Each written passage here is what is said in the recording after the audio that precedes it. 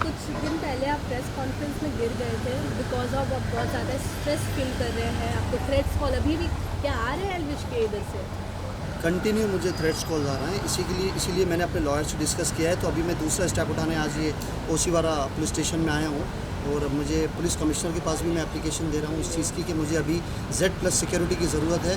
मेरी जान को बहुत ज़्यादा खतरा है और मैं पूरी दुनिया के सामने ये बात लाना चाहता हूँ कि अभी जो मैटर था वो बहुत ज़्यादा बड़े लेवल पे चला गया है। इंटरनेशनल लेवल से मुझे कॉल्स आ रहे हैं। सो मैंने पुलिस कमिश्नर से डिमांड करी है कि मुझे Z+ सिक्योरिटी दे, जिसमें एटलीस्ट मुझे 4 गनमैन्स प्रोवाइड करें, जो मुझे 2 में गनमैन्स मेरे घर पे रहें, 2 गनमैन्स मेरे साथ रहें, जिससे मैं सुरक्षित रहूँ, मुंबई में अपने घर में अपने शहर में अच्छे से घूम सकूँ। क्योंकि अभी इंटरनेशनल लेवल से कॉल आने का मतलब ये है कि एल्विश यादव को जिस लेवल का मैं क्रिमिनल समझ रहा था, अभी ये उससे भी नेक्स्ट लेवल का क्रिमिनल है।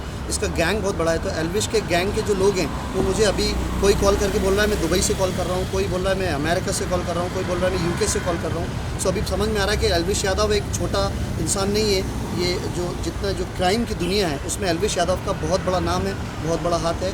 लेकिन मैं फिर भी एल्विश यादव को बताना चाहता हूँ कि कुछ भी हो जाए मैं ये केस वापस नहीं लूँगा।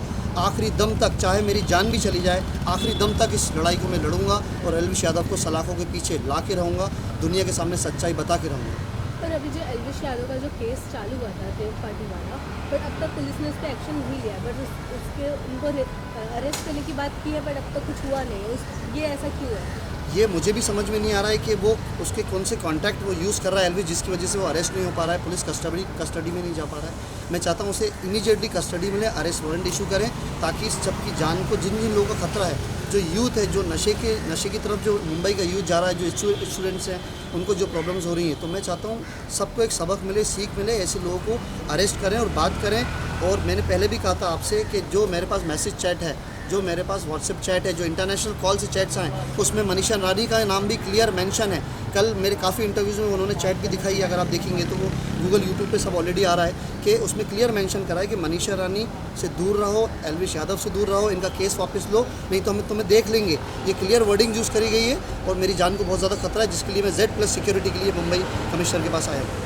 सर, यहाँ पे आपने जो मनीषा रानी के बारे में बयान दिया था, उसके बाद आप बहुत ज़्यादा ट्रोल भी हो रहे हैं क्योंकि मनीषा का इन्वॉल्वमेंट है नहीं इसमें। सब कह रहे हैं कि मनीषा उसकी इतनी अच्छी दोस्त नहीं है जितनी वो बिग बॉस में दिखाया गया था, जितनी वो फ्लर्टिंग कर रही थी। बट जब से आपने उनका नाम मेंशन किया उसके बाद आप बहुत ज़्यादा ट्रोल हो रहे हैं, इस पर क्या कहते हैं? देखिए, मैं ये बताना चाहता हूँ कि एल्विश यादव यूट्यूबर है और उसके ग्रुप में ही बहुत सारे लोग हैं।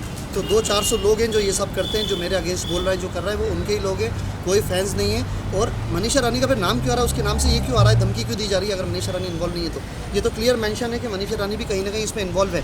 तभी मनीषा के नाम से भी मैसेज चैट पे आपको दिखाता हूँ, पूरे चैट में क्लियर मेंशन है कि मनीषा की कंप्लेन वापस लो, एल्विश की कंप्लेन वापस लो।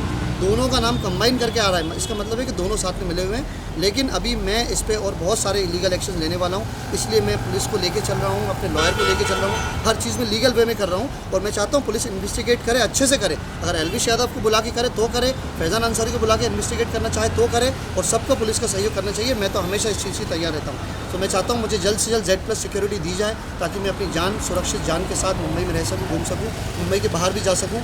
बहुत खतरा मुझे अभी जान का हो रहा है। Thank you very much.